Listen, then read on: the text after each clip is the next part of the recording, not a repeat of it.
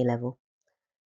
The first section is offender profiling. It's not being assessed as an essay yet, so bearing in mind that in 2025 there will be free 16 markers in paper 3, it's a possibility that one of them might be on offender profiling.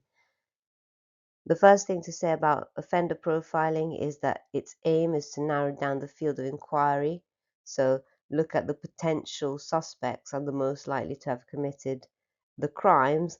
Bear in mind that the examiner report said that you must first explain that this is all dependent on analysis of the evidence from the crime scene. Whether you're talking about top down or bottom up, the evidence is the first stop that you look at, and then you'll go into taking one approach or the other. Describing the categorizations, we'll start with top up, before talking about the crime scene evidence is a misconception. It's not clarifying what offender profiling is. So yes, top down means you start with a theory, with a pre-existing idea, in this case whether the criminal is organized or disorganized, and then you go down to the details of that crime. You look at the evidence, and then you infer from that evidence whether the criminal might be organized and disorganized. It's important to note in the AO1 that this categorization was in America, and it was based on interviews with 36 serial killers. That will be significant without going into detail in the AO1, but as an evaluation point for AO3. But as you saw from the examiner report, it's important to talk about the crime scene evidence as the basis of forming a profile. The bottom-up approach is the opposite direction, so you start with the details of the crime without any pre-existing ideas. And then from the crime scene evidence, then you will use statistical analysis to look at patterns that were pre-existing, but based on large data. Yeah, what have we seen before that happens when we have these details in the crime, and therefore from that statistically, what is most likely to be the traits of the criminal based on the information from the crime scene. It could be, there are two named types of bottom-up techniques. One is investigative psychology and the other one is geographical profiling. Investigative psychology will look at the time and place that the event took place, and then there's the second component, forensic awareness. Yeah, describe those individuals who have been the subject of police interrogation before. So what do we know about the type of person that commits this type of crime that we have the evidence for? And this also is another keyword that you might want to use, interpersonal coherence.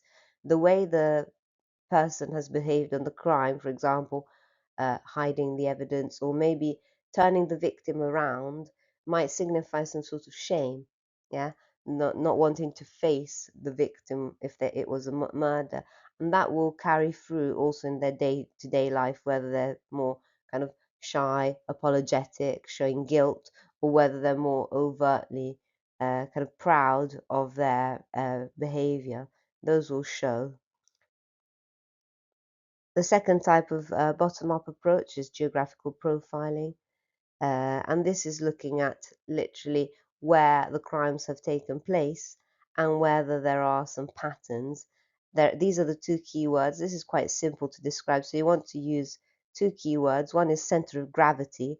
That means that if we look at the crimes, they all gravitate around a certain spot. That spot might be either where the criminal lives or where they have their kind of base. And the second keyword is the jeopardy surface that helps us predict, based on the pattern, the geographical pattern of their offending, where they might offend next. So this also might help kind of decide what areas to put more patrols in, maybe to put more covert officers in terms of serial offenders, and whether they will reoffend in an area adjacent to the previous areas. So all these are techniques used to predict what the criminal might be like and what they might do next. Okay, The last point about the geographical profiling is another two keywords that are the two types of offenders. The marauder, that is the one that operates close to their home base, and the commuter. That will also give us information whether this person, for example, has a vehicle or has the economic means to travel by train, aeroplane if they don't have a car. So this is also giving us practical information about who to rule out from the investigation and who to keep as part of the investigation, considering the existing suspects. So I've put all the evaluation points here. The ones in red are for top down, the ones in blue are for bottom up, and then there are generic points. As we said, in terms of practicalities, the top down might be more quick. If we want an immediate idea of who to rule out from the investigation, the top down with this pre-existing categorization of organized and disorganized can give us a quick idea of who to rule out from the investigation. However, as we mentioned before, because it's based on 36 serial killers, it doesn't really apply to white collar crimes, scams. It really applies only to violent crimes. So the generalizability is extremely limited. The bottom up is obviously more scientific, it's less biased. The fact that it doesn't start with a pre-existing idea of who the criminal might be or how they might be obviously makes it more objective. Um, However, in terms of usefulness, it's useful, but in only a really limited amount of cases does it lead to correct identification of the offender. So we can question the extent to which it's useful, considering the amount of time and money spent on using this this technique. Also, again, in terms of the type of offender, the marauders were more easy to detect using that geographical profiling compared to the other criminals that traveled long distances. For the commuters that traveled long distances were not as easily identifiable using geographical profiling and investigative psychology. Another factor is that whereas an organized offender can be detected by looking at patterns in the crime, the efficiency in hiding evidence, etc., a disorganized offender doesn't really seem to be a helpful categorization for identifying a criminal. So again, only certain elements of offender profiling seem to be applicable in real life. The big issue is that sometimes using offender profiling can kind of lull us into a sense of knowing who to rule out and who's the most likely suspect, leading to false accusations. So there's a memorable story here about the case of Rachel Nickel, where because of offender profiling, one individual, Colin Stagg, was pursued. There was a covert operation. He was kind of seduced by a female police officer that was going covertly, and he was arrested and spent 14 months in jail when he was not the criminal. Much later, they found the real killer of Rachel Nickel, but the reason why he was pursued and the other person that was the culprit was not pursued was because he fit the profiling and the other individual didn't. So he was ruled out completely, even though he was the killer. Now, in terms of implications for the economy, this case cost the public 3 million between the investigation, the covert operation, um, all the accusations, and the trial.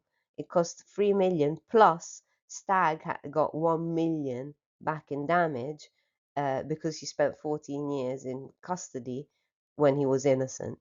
And at the end, the whole trial was thrown out because there wasn't any real empirical evidence. It was only circumstantial and speculation.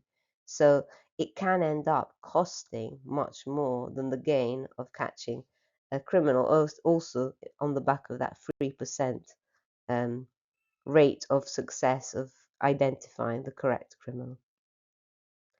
So, biological explanations of offending behavior, it has been already assessed as a 16 marker. That doesn't mean it won't again.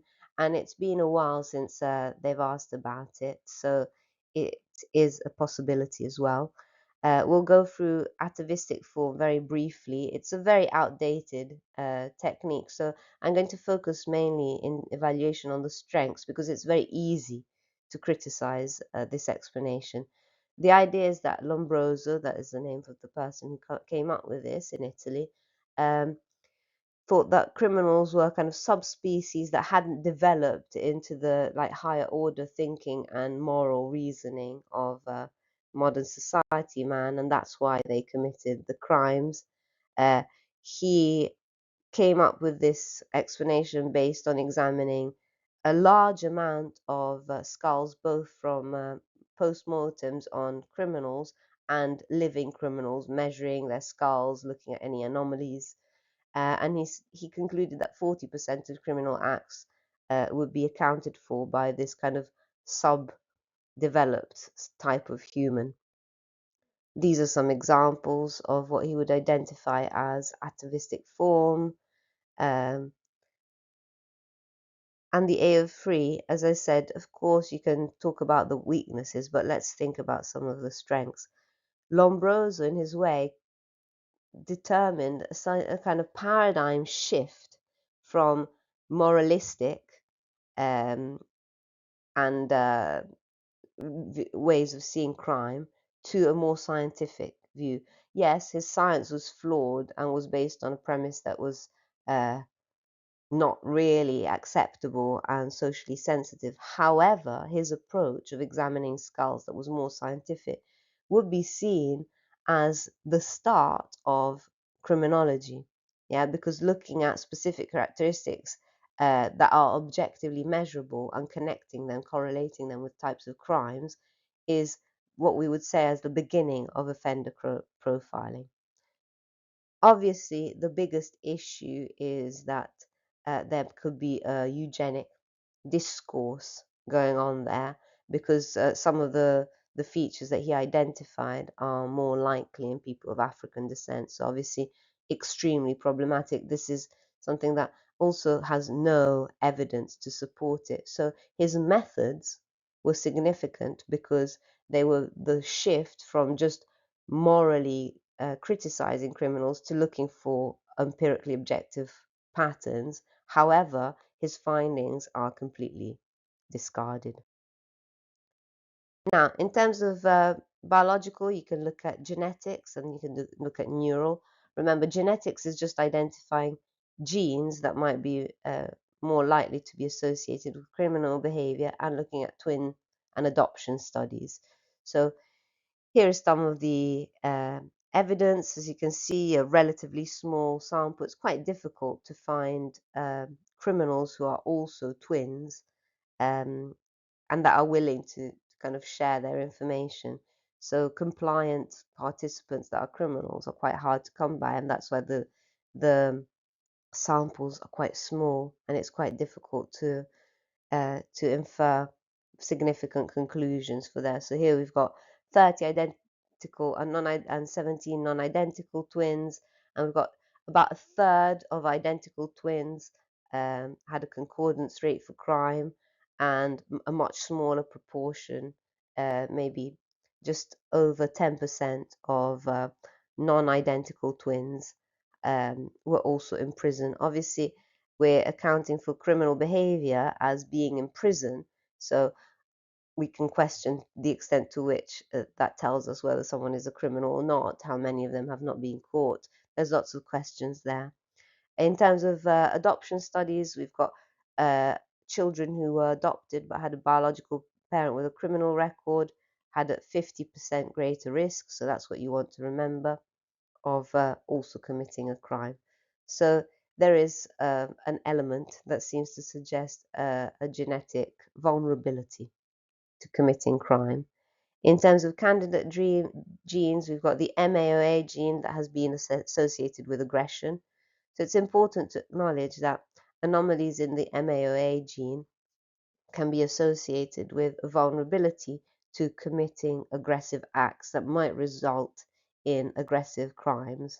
So it's quite specific to the type of crime that we're assessing. The other one is the CDH13 gene that is linked to substance abuse and ADHD. So what we could say here is that the gene is not directly responsible for crime, but might be responsible for certain behaviors or traits of impulsivity that make it more likely then to commit a crime because of, for example, the substance abuse might be a form of self-medication from the ADHD. When combined, then we've got a 13 times higher likelihood of committing crime. So if someone has anomalies in the MAOA gene and the CDH13 gene, then the predictive validity of the likelihood of committing crimes is quite high. 13 times more likely is seen as significant. But again, this only applies to violent crimes. As I said, one evaluation point for twin studies would be that it's difficult to appraise to what extent we can trust the data, also because the study that we mentioned was relying on similarity to establish whether a twin was identical or non-identical. So we're not sure some non-identical twins might look very similar, even though they don't share 100% DNA. So the findings can be trusted only to some extent. As usual, when we look at genetic factors, we never have 100% concordance rate, so it must be a diathesis stress, a combination of genetic vulnerability and environmental factors that determines crime. We've got a large-scale Danish study with 13,000 Danish adoptees that again shows that there's 13% of crime if they neither have an adoptive parent with convictions or a biological parent. So still, some children commit crimes regardless of having biological and environmental influences. You could argue that it's the adoption itself that accounts for the likelihood of criminal activity. 20% if they have one or the other, and the highest rate is when they have crime on both sides. So again, showing that environment and genetics create the most likely chance of committing a crime. It's still only a quarter, so these results don't really tell us a lot. And in terms of predicting whether someone will commit a crime or not, we can conclude that genetics don't give us the full story as to why someone might commit, whether someone will commit a crime or not. Okay, there's a big problem with biological explanations in terms of obviously narrowing down to one gene or two genes is still a very reductionist explanation, and we've seen the evidence doesn't substantiate it. But more than that, the idea of a criminal gene offers a legal way out of taking responsibility. So the deterministic nature of biological explanation and the criminal gene has been used as a defense to not send the person into prison. So there are legal implications for these explanations. So in terms of neuro explanations, there are two quite straightforward neural pathways that you could refer to in your explanation that are quite easy to remember. One is the prefrontal cortex that regulates emotions and is also involved in decision making. So impulsivity might be linked to these anomalies in the prefrontal cortex. As we can see here, an 11% reduction in the gray matter in the prefrontal cortex for people with antisocial personality disorder compared to control means that less functioning in the prefrontal cortex might mean a difficulty in regulating emotions, recognizing emotions, a difficulty in empathy, and therefore a higher likelihood of acting impulsively and carrying out crimes. We've also got mirror neurons that are a matter that has been kind of question. Some people really buy into the idea of mirror neurons, others do not. But mirror neurons have been linked to empathy. Mirror neurons are those neurons in our brain that activate when we see someone else, for example, experience pain. Our mirror neurons will activate in that same part of the brain and make us feel the pain they're feeling, meaning we're less likely to want to inflict pain on other people because we can feel it ourselves as we're inflicting it. People that have anomalies in these mirror neurons might not have that empathy, might not feel it, and therefore they're more likely not to feel guilt if they commit a crime, because a violent crime, because they can't relate to how what they're doing to someone else might feel for them. And that can relate to both violent crimes and, for example, scams, cons, not being able to think, oh, if that someone did that to me, this is how I would feel, means that they're more likely not to feel the guilt and therefore to carry out the crime. So we've got meta-analysis, 43 studies using brain imaging technique that found evidence for reductions in structure and function for those areas in the frontal cortex. We've got also reductions in motor vote potentials, meaning that their brain doesn't activate when they saw someone else feeling pain, meaning that there was not that activation, and that supports the um, mirror neuron hypothesis. The implications, and this is important, is that potentially if we recognize neural risk markers in individuals early, we might prevent them from committing crimes by equipping them, even only using behavioral techniques, giving kind of rewards for not hitting, not hurting as children, and kind of shaping their behavior to avoid it escalating into major crimes in adulthood. So there are lots and lots of psychological explanations of offending behavior. We'll look at them one by one at the key points. Uh, Sometimes they're asked about in blocks, but I'll also identify the ones that haven't been asked individually. For example, Isaac's theory of the criminal personality was asked about last year, but only as a short question. So there hasn't been evaluation for this explanation. So we'll quickly look through the explanation. And that is identifying these three dimensions of personality: introversion, extroversion, neuroticism and stability, and psychoticism.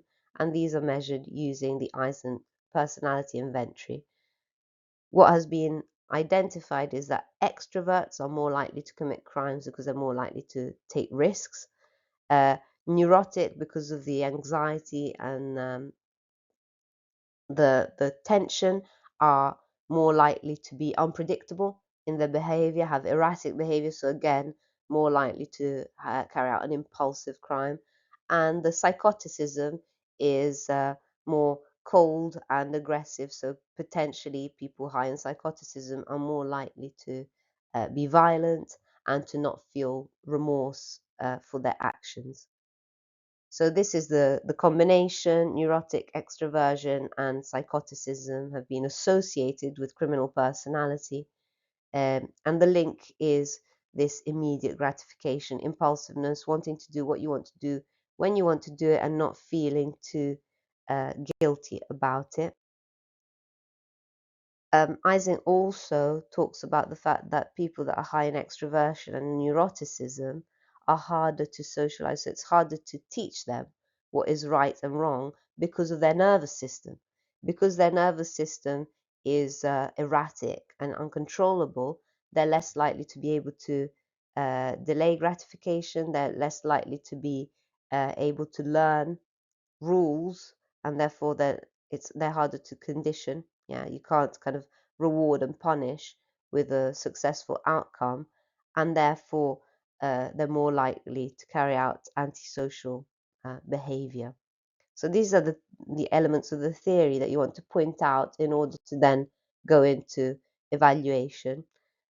Isaac carried out his own research and found that they were substantiated his findings. Obviously, this is circular because his theory is based on this research, so the research obviously will support his theory.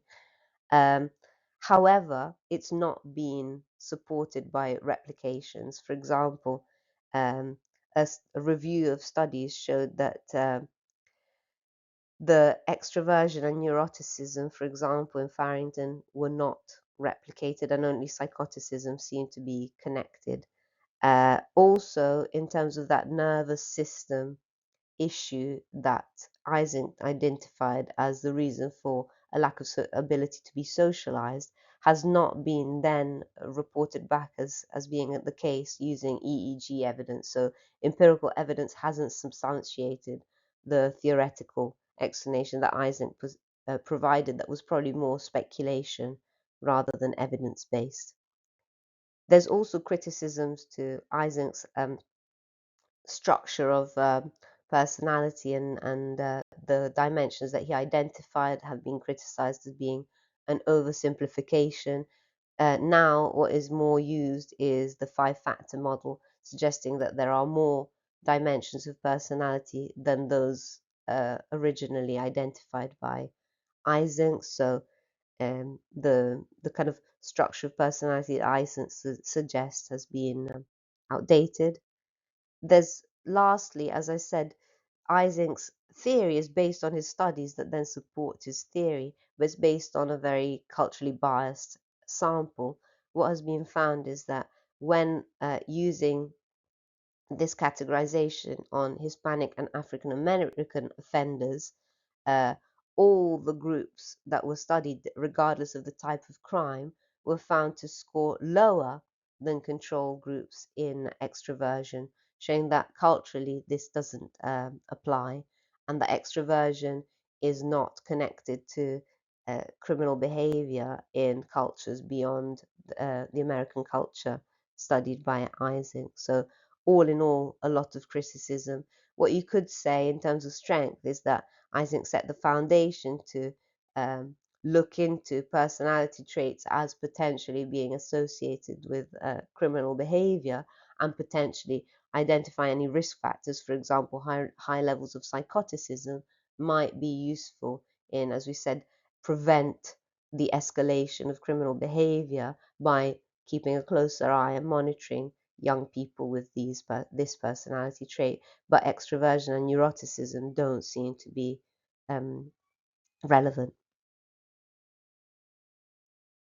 The last criticism is that in general, personality now doesn't seem to be seen as something fixed, but it's something that will vary depending on the circumstances one is in and the people that one is around, meaning that probably, for example, differential association theory is a better explanation than personality. Okay, moving on. Levels of moral reasoning. There are two cognitive explanations named on the syllabus. One is level of moral reasoning, the other one is cognitive distortions. Cognitive distortions was assessed recently, but moral reasoning hasn't been assessed for ages, so it's another one to be aware of. Very simple. Level of moral reasoning, the idea is that as our brain develops, we become more sophisticated in establishing what is right or wrong. Initially, in the first two stages, we're just trying to avoid punishment and receive rewards. So it's basically, I'll behave well only if someone in power is looking and will see, and I won't do something bad if I might get caught, and I will do something good only if someone will see me and will reward me for that. So, very simply, the idea is that criminals haven't developed beyond the first two levels, so haven't established an idea of what's right or wrong, regardless of being caught or not, or being watched or not, but just because it's the right thing to do, it's the only way society can run smoothly, and ultimately, um, it's what intrinsically I feel that ought to be done, regardless of who's watching, and at some level, in the most sophisticated levels, regardless of what society says, transcending all that and seeing what is right or wrong, that obviously is where revolutions come through and challenges to the status quo because of a kind of higher order moral thinking. So uh, Kohlberg used moral dilemma techniques, asking people, if you were in this situation, what's the right thing to do, to establish whether they're in a kind of more or less sophisticated level. And they found that criminals usually are just thinking in terms of, will I get caught? Will I get punished? If the answer is no, then I will do it. Um, and that's here the summary. They might commit the crime if they know that they can get away with it, and they'll just do a cost benefit um, analysis and think, if I can get lots of money and the risk of being caught is lower than the money I could get, or the kind of the fame or the status in my kind of the gang, for example, then I will carry out that crime. Um, the other thing that was identified here is that offenders seem to be more egocentric. Egocentrism is, again, an underdeveloped element of cognition, being able to see everything only from your own perspective. That is very common in young children that can't really understand what someone else is experiencing and only see themselves as the center of everything. If someone doesn't move beyond that level of cognitive reasoning, then they will not really be able to see how their crime might affect the victims, because all they can see is themselves and what they're going to gain out of it. So, in terms of evidence to support this theory, they used moral dilemmas to look at differences between offenders and non-offenders, and there was evidence to support the view that offenders have a less mature moral reasoning, so that's been substantiated by evidence. Um, in terms of the type of crime, robbery and financial gain seem to be connected to that pre-conventional moral reasoning. And it makes sense thinking, if I don't get caught and I can get lots of money, then that's a good idea to do it without thinking beyond anything. Um, However, the challenge to this is that it describes what a criminal who commits certain types of crimes might look like and think like, but it doesn't really help us predict who might or might not commit a crime. So it's true that people who commit this kind of crime might have less developed moral reasoning, but it doesn't mean that people with less developed moral reasoning will automatically commit a crime. So it has very little explanatory power. Another criticism that was brought forward by Blackburn is that it might be that this lack of moral reasoning is not a cognitive impairment, but it's linked to basically neglect as a child, the lack of role playing opportunities in childhood, a child that was left to just play by themselves or in front of the TV and not interacted with a lot, might not have learned the rules of society and how to kind of negotiate and learn what is right or wrong because of the lack of role playing opportunities in childhood. Meaning that in reality, if we want to predict a crime, it's more important to look at parenting and social environment rather than cognitive impairments. And that leads us to the second cognitive explanation. As I said, this was assessed very recently. That doesn't rule out that it will be assessed again. And what they might do is ask these little details. Hostile attribution bias and minimalization are named on the syllabus. So there might be a short question asking specifically about one of these two, what they are, or an example of them, or maybe an applied scenario asking you to identify cognitive distortions, and you're looking for these two.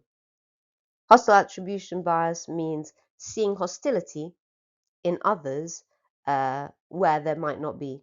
So a kind of neutral face might be interpreted by someone as being hostile, like looking at you, staring at you, giving you a dirty look, when in fact it's a neutral face, and that will obviously result in responding maybe aggressively to a non-aggressive face. Whereas the cognitive bias of minimalization is downplaying the seriousness of offense. So it's a cognitive, if you want, strategy to justify retrospectively one's crimes by thinking, yeah, but it wasn't such a big deal, or but that person kind of at some level they wanted that. This is specifically, and this is a trigger warning, this relates to sexual violent crimes especially. So the evaluation that will follow will relate to uh, sexual violent crimes and rape. So just for everyone to be aware of that. So if, as I said, the evidence for hostile attribution bias is showing people um, ambiguous faces, so faces that could be interpreted as kind of neutral, kind of happy, kind of sad, not clearly showing an explicit facial expression, and violent offenders were much more likely to interpret the ambiguous expressions as angry or aggressive. So we've got evidence to suggest that there is a kind of misattribution of violence where there isn't necessarily violence. And minimalization, there's quite significant figures here. 35% of child molesters say that the crime that they have committed was non-sexual. 36% stated that the victim consented. Um, 54% of rapists deny that they've committed an offense, and they say that they haven't really harmed the victim, that the victim was kind of giving signs that that's what they wanted, that they might not have explicitly given consent, but maybe with their eyes or with their behavior they did. So a lot of minimalization in sexual offenders. The most useful aspects of cognitive explanations is the applicability. In the rehabilitation of criminals, identifying these cognitive distortions might help them change the way they think, and therefore make them maybe more mindful of the processes that happen in their brain. And from a cognitive perspective, that will determine their behavior in the future. So in terms of reducing the risk of reoffending, helping offenders, for example, face up to what they did, not minimalize, but actually identify that they did commit a crime, that they did harm someone, and that if they behave like this in the future, they will be harming someone else, might make them less likely to commit the crime. Also, identifying the hostile attribution might help in anger management. If someone learns to reinterpret and think, okay, this might look violent or aggressive to me, but maybe let's try different alternative explanations to this facial expression.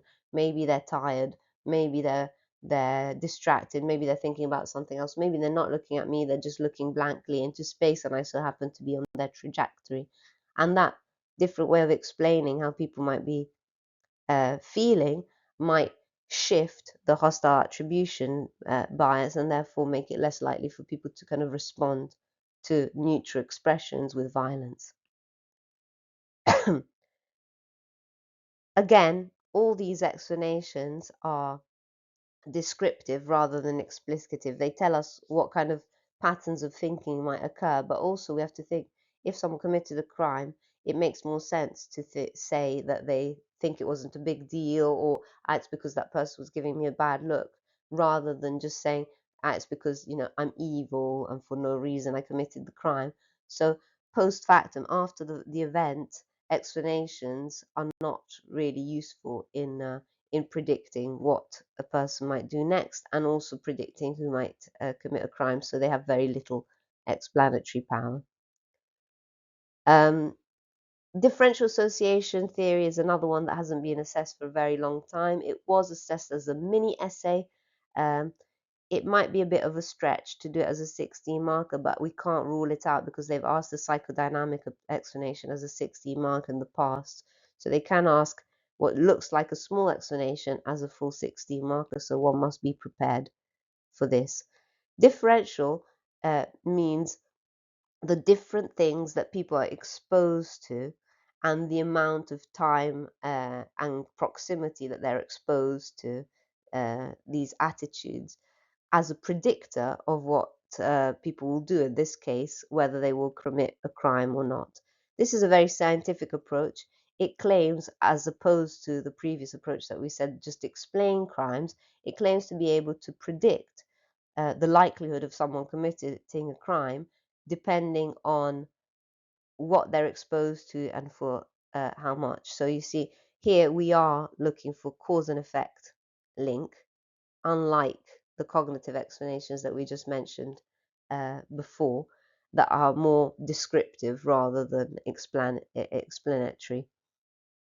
It also controls for race, class, and ethnic background, so it should give us a kind of clear prediction of the people that are more likely to commit crime.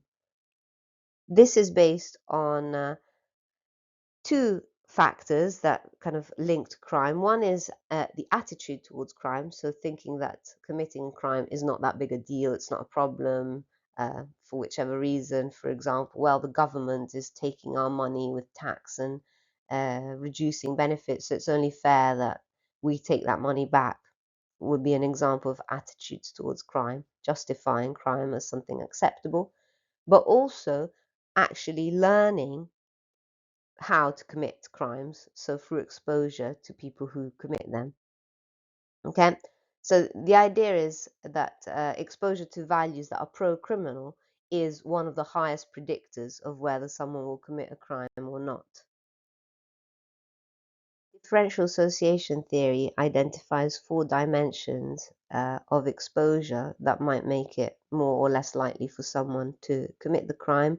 So, how often someone is exposed to these pro-criminal attitudes, for how long, priority, how early in life, and intensity is the nature of that relationship, how emotionally significant the relationship is. So if it's a family member or a best friend, then the likelihood is higher. So this is a clear um, distinction for the three aspects. Based on these dimensions, it makes sense that the evidence would look at fathers with a criminal conviction because of obviously early exposure, intensity of the relationship, um, duration of the relationship. 40% of sons with a criminal father also committed a crime, compared to only 13%. So having a father who commits crimes for a son makes them approximately 4 times more likely to commit a crime. Um, and even in illegal behavior such as drinking and taking drugs, the most important influence is the exposure to peers that have positive attitudes towards drugs and drinking. 68% of the use of marijuana is accounted for by association, and 55% of alcohol use. This kind of makes sense intuitively, but now we've got the evidence to support that association is a clear component in predicting illegal behavior. Um, this has a wider applicability, whereas lots of explanations that we looked at before accounted for only really impulsive or violent crimes. Um, this accounts for all types of crimes. Sutherland, although he acknowledges that some kinds of crimes are clustered in certain areas, he says that this explanation also can account for corporate crimes, white collar crimes in middle class social groups, because again, tax evasion, um, could be something that is seen as normal in certain strata of society and certain families, and therefore it has a much broader applicability compared to other explanations that seem to be more directed to impulsive violent crimes. Um, Also, it's got a larger applicability. As I said, it doesn't say you've got this anomaly and therefore you're likely to commit crime. That is deterministic, and it's got very little applicability. Here, it's about preventing, creating a more suitable environment, especially for young people, exposing them to different attitudes and values and re-educating them in order for that intensity of exposure and duration to be countered by different messages. However, it has to be acknowledged, and Sutherland does acknowledge that attitudes are not something that can be empirically tested. We're relying on self-report or speculation that, for example, a criminal father had pro-criminal attitudes and didn't just stumble into crime by mistake or by impulse, that there was a kind of history of pro-criminal attitudes. We can't really measure that in any way, and therefore there is an unscientific element to this theory.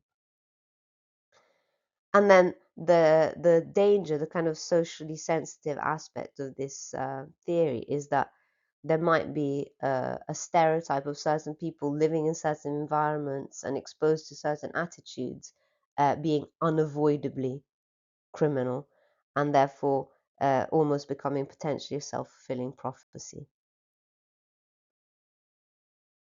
So one thing to note, that when this was a question 6 years ago, um, anecdotal accounts of growing up in a problem area in different circumstances is not a good enough explanation on differential association. Another thing is to not just confuse it with social learning theory. So talking about those dimensions of exposure, attitudes, and clarifying the idea of association is really important to gain marks in this question. As you can see at the end, it says, well-informed students refer to pro and anti-crime attitudes, social norms, acceptance of certain norms, and approval. So what you want to focus on is this, and then those 4 dimensions of exposure to those attitudes.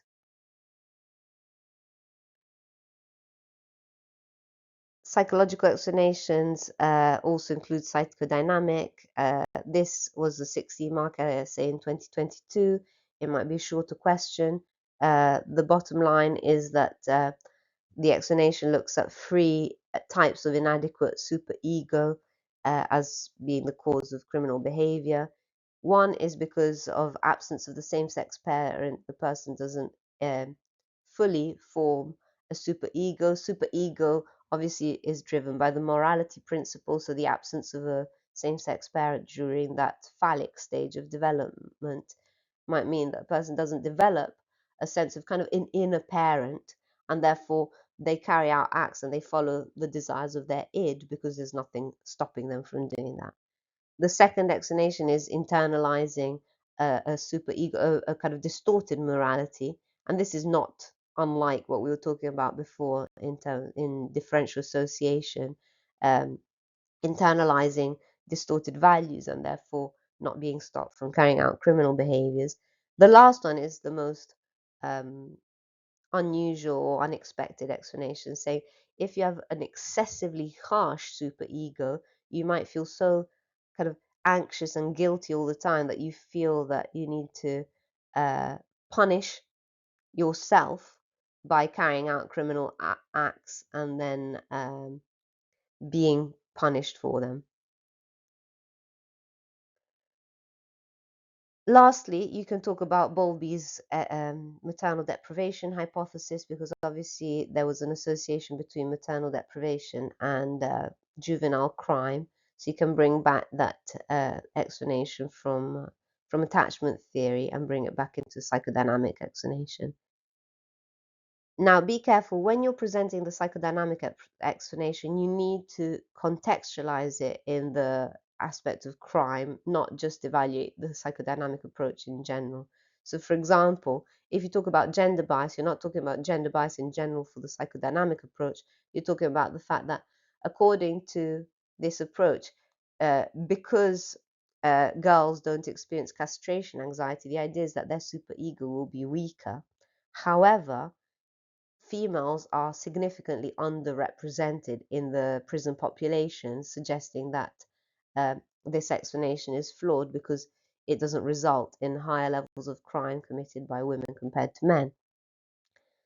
There's very little to no evidence that children raised without a same-sex parent are more likely to commit crimes, um, and other explanations such as socialization or even genetics have much more empirical evidence than just the absence of a same-sex parent.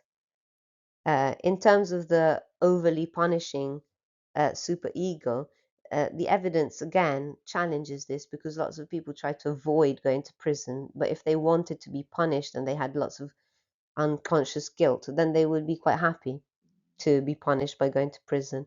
So the evidence contradicts completely this explanation. Also, replications looking into the maternal deprivation hypothesis have not resulted in consistent findings, and maternal deprivation has not been seen as a predictor of offending behavior. Now, the last topic in forensic psychology is dealing with offending behavior. Uh, it was an applied 16 marker last year asking in general. So again, it might be that the question is more specific to aspects of dealing with offending behavior rather than in general. So, for example, the aims of custodial sentencing hasn't been assessed for a long time. We'll just run through them quickly. The first one is deterrence, so trying to stop people from committing crime, not only the people that commit the crime, but also the general public, general deterrence. If you see someone being punished, then that might vicariously also punish that behavior in you. So we can talk about the principles of operant conditioning and punishment, but also for general deterrence, you can talk about vicarious punishment. Incapacitation, very simply, is if someone is in prison, they can't carry out crimes again because they're locked up. So it's a very simple aim. Obviously, in this case, we would look at the severity of the crime. Does someone need to be kept in prison to stop them from committing the crime, or can they be in a different setting, for example, house arrest or probation, visited by a probation officer? So there's different ways of carrying that out. What you could look into is that kind of cost of keeping people in prison compared to the benefits of incapacitating them. Is that necessary for all types of crime? Retribution is more for the victims of the crime. Um, if they have hurt someone physically or emotionally, or the families of the victim being left to kind of grief for the victim, uh, they need to be punished to kind of give a sense of retribution to the victims. And there again, there's the question of, do all crimes have victims? Like, for example, if someone is illegally immigrating to a country, yes, that might be a crime, but who are the victims? Nobody's being hurt. So putting them in prison might seem counterintuitive in terms of the retribution, because nobody has necessarily suffered from someone illegally moving from one country to another. And the last one, that is going to be the biggest question, is that of rehabilitation. Teaching new attitudes, new values, new skills to then reintroduce these people as kind of new people into society, treat them for addiction, their cognitive distortions being challenged, their anger being managed. So all the interventions that we're going to look at next would be part of that fourth aim of custodial sentences, that is rehabilitation. The effects of custodial sentencing, again, this is another triggering factor, because we will be talking about suicide. We can also refer back to Zimbardo's study in this case. Depression is highly likely in people that are kept in prison. Suicide rates and self-harm are higher in prison than anywhere else. A person is 6 times more likely to commit suicide. And for females, it's even higher, 20 times higher for females, 6 times higher for males. Another consequence is no longer being able to function outside of prison. Having learnt the routines and norms of prison life, going back into the real world might be near impossible, especially for people who have served very long sentences. And in terms of socialization, although the idea of prison is to rehabilitate, it might be that, like we saw in differential association theory, people actually learn new social rules that are even more criminal. And that's called prisonization. Um, Behaviors that are unacceptable outside of prison are encouraged and seen as normal in prison, and there's this kind of inmate code where violence is rewarded, where being opportunistic, using people, asserting oneself with violence and power are seen as normal. So actually, it might make things worse. There's a lot of evidence that suicide rates have been seen as 15 times higher than the general population. So that's getting worse and worse.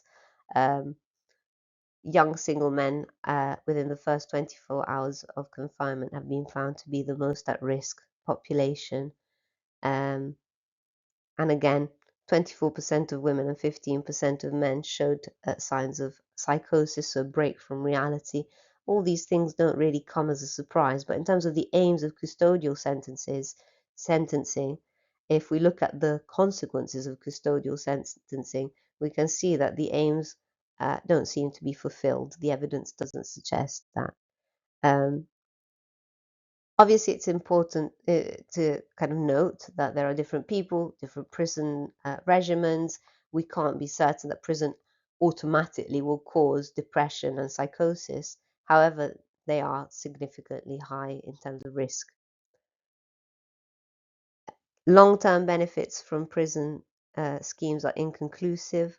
As I said, again, prisons are more likely to help people learn how to commit crimes better next time rather than not commit them ever again. The evidence is quite damning at the moment for custodial sentences. Or again, alternatives for such as community service, restorative justice programs seem to be much more constructive than just prison sentences that don't seem to have a strong rehabilitative power. However, the political landscape is unlikely uh, to promote these alternatives to custodial sentences because they don't want to be seen as being soft on crime. The idea of vicarious punishment, if crimes are not punished, it might not be a deterrent for other people to commit crimes. So it's unlikely that we see any changes in policy, even though all the evidence suggests that custodial sentences do not rehabilitate criminals or make crime less likely to reoccur. And that links to the key term recidivism. They've never asked this explicitly. It's obviously not going to be an essay, and it's usually embedded in other elements of dealing with offending behavior. But just to clarify, recidivism is the risk of reoffending. And we've got some figures here. Should you be asked about what the problem of recidivism is, you can briefly describe the word, that is the likelihood of reoffending, and then bring in some figures. 57% of UK offenders reoffended, and that was in 2013. Um, in a specific research on England and Wales, that figure seemed to be even higher at 70%. But even the most recent figures haven't shown any drops, with about 57% still being the rate of reoffending, meaning more than half prisoners, when they go out, they reoffend. It's also to note that recidivism is at its worst in the UK and the US, and at its best, so at its lowest in Norway, because of the greater emphasis on rehabilitation rather than punishment. So focusing on punishment seems to make the likelihood of repeat crimes to be very high. This is just an example of how recidivism might be assessed. So here's a question, and then in the next slide, I will just put up some ideas for evaluation and AO1 and AO3. So you can pause the video and have a quick look at the question and the mark scheme for that. Now we've got interventions. Behavior modification is changing behavior, so helping prisoners learn a new kind of behavior, and that's basically through reinforcement and punishment. It's again those token economies that we've seen when we looked at other topics. A token is a symbol that represents access to benefits that someone might want to gain. In prison, it might be a phone call home, it could be playing video games or watching TV, having access to certain facilities. It could be exchange for products such as food or um, cosmetics. And the idea is that you in order for it to work, all the kind of transactions must be clarified to prisons and used consistently. So the behaviors and the rewards associated with the behaviors must be made clear in advance in order for the prisoners to be motivated to carry out those desirable behaviors. Another factor is that um, the behaviors are identified and then broken down into small increments. Skinner called this shaping, the shaping of behavior. Slowly, slowly, you find one step that you want to achieve, and then once you've gained that step, you take the next step and the next step to gain the behavior. So initially, the desirable behaviors might be you go a whole day without getting into a fight with anyone and you get a reward. Then slowly it can go from not carrying out any violent behavior to pro-social behavior. For example, you say one nice thing to a member of staff. So slowly pushing toward more pro-social behaviors and extinguishing anti-social behaviors. So the strength of these methods are that they don't require any professional training. It's just a clear use of reward and punishment that can be activated by any member of staff. So it's very effective in terms of costs, in terms of lack of training, in terms of immediacy of implementation.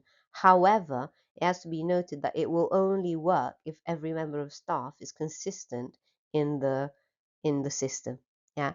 If it doesn't work, usually it's down to an inconsistent application. So although it doesn't need specialist training, staff has to be really clear with how it works, why and when it's going to work, the importance of consistent application. So also working in prison might be the kind of job where there's a lot of turnover, staff keeps changing, and that might also determine a low effectiveness of the token economies just because new staff might not be using the strategy consistently.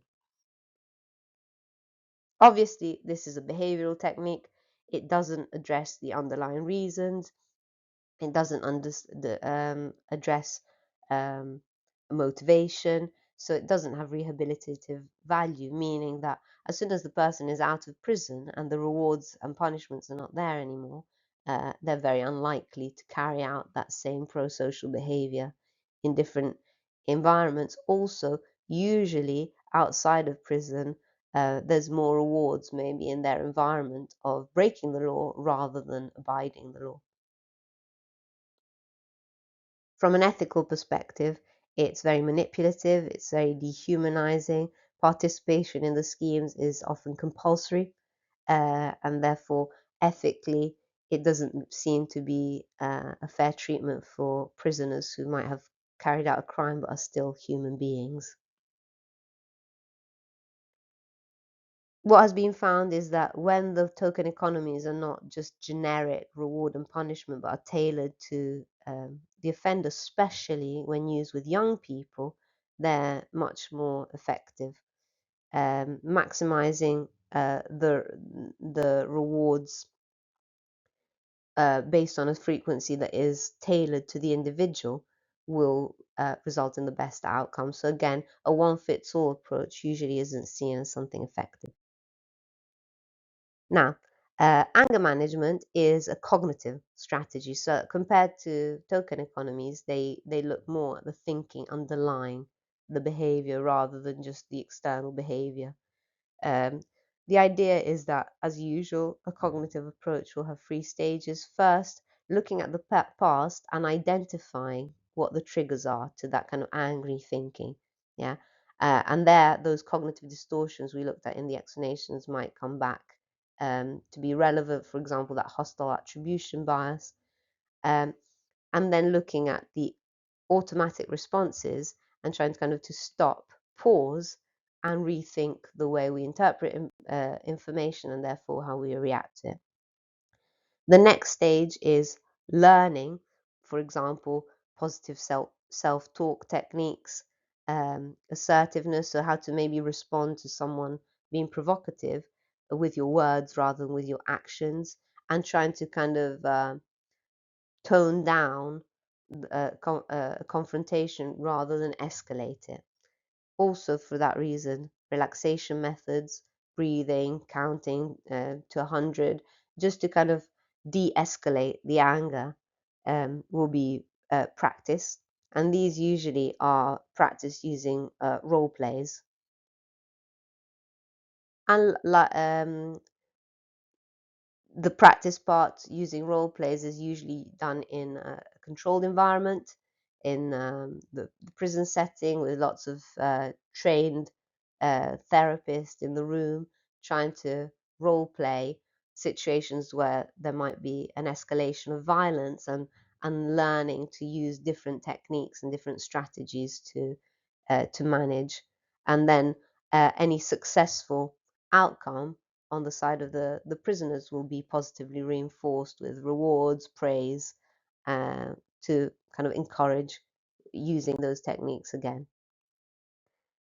So as you can see, the evidence, it seems to be focused on young offenders that initially didn't uh, didn't respond as one could imagine. They forgot their diaries, they didn't do the homework, and so on. But in the long run, they did show more capacity for self-control and awareness of their anger issues. So the strength of anger management compared to other approaches is that it takes into consideration cognitive behavioral and social elements. The use of role play means that the techniques are used in a kind of group context, acknowledges the complexity of anger, and doesn't only look at behavioral factors. So it would be more likely to produce long-term changes. Let's look at what the evidence says. So Blackburn, that looked at follow-up studies on anger management, does not find these long-term effects. It finds notable effects in the short term, but in terms of recidivism, it doesn't seem to prevent the reoccurrence of criminal behavior, and that's might be because the role play doesn't reflect real life, and obviously you're in a kind of positive, supportive environment, whereas in real life you won't have that support from your peers, most likely. Again, other research has not shown any difference in level of anger between offenders classed as violent and those classed as non-violent, and therefore it a downside might be that it provides a justification for behavior, saying, oh yeah, it's because I couldn't manage my anger, rather than helping people prevent reoccurrence of crime. So it might be that in a cost benefit analysis, it ends up showing that the costs outweigh the benefits. Restorative justice programs, again, here it says applied essay in 2024, that was for dealing with offending behavior in general. Um, so asking about restorative justice specifically is not something that has happened, but it was a potential aspect that was used in that applied question. So restorative justice are the only program that focuses more on the victim rather than the offender. It's the need to restore some sort of sense of justice, um, for the victims of the crime, and the offenders taking responsibility for their crime and kind of owning up to it and trying to make it up to the victims in some way. Again, there's a trigger here as well, because later down the line we will look at types of crime, and there's some crimes, the violent sexually based crimes that will come up again in a few slides. Um, the idea of restorative justice is that there should be healing and empowering of the victims, but also maybe the offender, by kind of making it up and making things better, might also reappraise their own view of self in a more positive way. These are supervised meetings. They can only be run by highly trained mediators, and this will be significant in the evaluation because they're quite hard to come by and they're very, very expensive. Um, the victim has an opportunity to explain how they felt, talk about the emotional distress that they felt, and somehow it might be what we would call cathartic for the victims to sit in front of the criminal and tell them what they did to them and how they made them feel and how it affected them, and trying to get that out of their system rather than displacing it onto other people in their lives. The idea is that the criminal should just take responsibility and accept what they did. It's not so much about punishment, it's about hearing each other out, and especially listening to the victim. This is not something that is only used in the courtroom. It has high applicabilities in other environments such as workplaces or schools. Um, and both parties, the victim and the offender, are actively involved rather than just kind of a court or judge or jury making decisions on their behalf. The focus should be on a positive outcome for both parties, feeling that they've kind of worked through something and moved forward, and they can move forward in their life and leave it behind them, especially the victims. Not all programs are face to face, and not all the programs are just about a conversation. They might be more practical. They might include returning money, and sometimes it might be fixing the physical damage. So, uh, some actions can symbolically show the restoration of a kind of sense of justice for the victims of the crime. Now, in terms of evaluation, obviously it's a much more uh, flexible approach compared to just imprisonment. It can be used beyond just the prison environment, as I said, and it can be adapted and tailored to every individual. Okay, uh, that doesn't mean that it works well. It's very hard to tell with these programs because it's kind of an emotional restoration. Again, measuring its effectiveness is almost impossible, and it would be just through kind of satisfaction levels reported back. And there's obviously an element of social desirability there. People who do buy into this program and go into it might then be inhibited from saying that it didn't restore anything or it didn't make them feel better. So it's very tricky to appraise empirically the effectiveness of these programs. Um, one big issue is the extent to which the offenders genuinely feel remorse about what they did, or whether they only sign up for restorative justice meetings to reduce their prison sentence.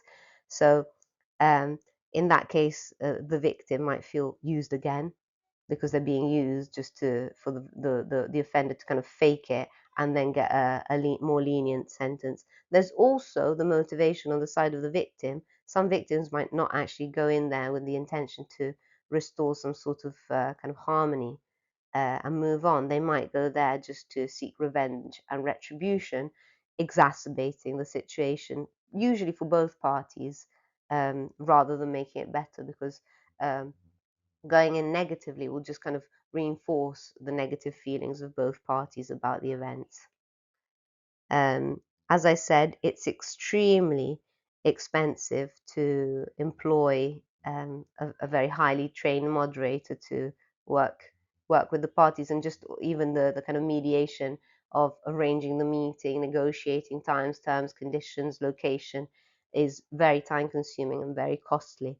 Uh, However, Shapland concluded that for every pound spent on restorative justice, there would be a saving of £8 through reduced offending.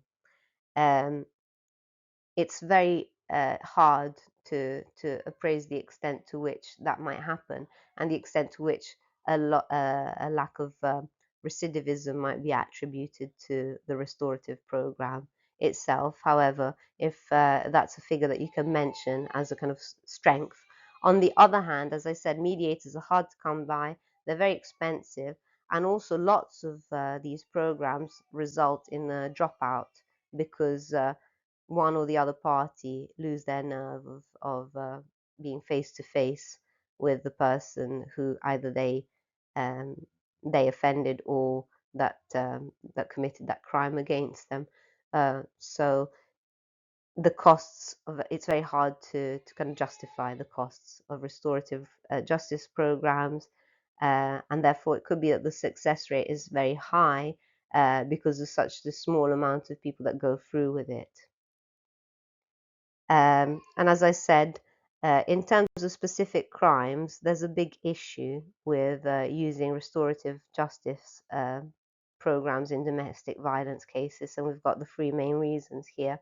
There's a power imbalance between victim and perpetrator in domestic violence that might just be reignited in this dynamic. Putting these two people together might actually re-trigger that dynamic, and the victim might actually feel pressured or coerced into participating, especially if that means a more lenient sentence for the offender, because that dynamic of manipulation has been there for God knows how many years. It's also very risky because it might re-traumatize the victim just by encountering that person in real life.